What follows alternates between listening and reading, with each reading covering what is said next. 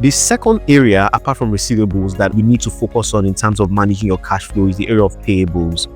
And payables is just monies that you owe other people. And this could be employees, for example, salaries you pay to them, or suppliers, which is the raw materials you buy, or the government, which is taxes or other statutory obligations you have to the government, or lenders, if you have money that you borrowed and you need to repay. So payables are the monies that you owe to other people. The same thing with receivables. The longer you can delay paying out money, the more cash you have on hand.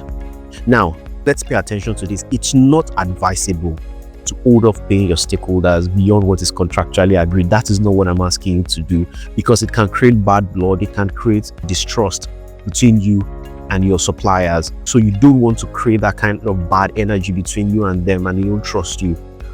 So the goal here is to see how can you ensure when you are negotiating payment agreements with your suppliers, negotiate some flexible arrangements or payment agreements with them.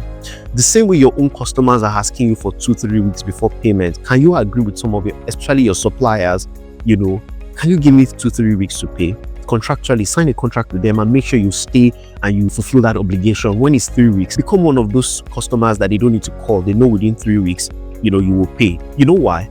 Because you can go back to them after 3 months and say, you see, I've honored every 3 weeks. Can I move this back to 4 weeks? And I'll pay you every 4 weeks.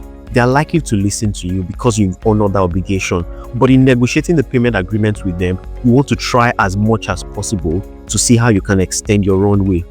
There are some areas that I would advise you not to delay payments, such as paying your employee salaries. If your salaries are supposed to be paid on the 26th or on the 25th or the last of the month, let your employee salaries be paid. But for example, you can delay paying your own salary.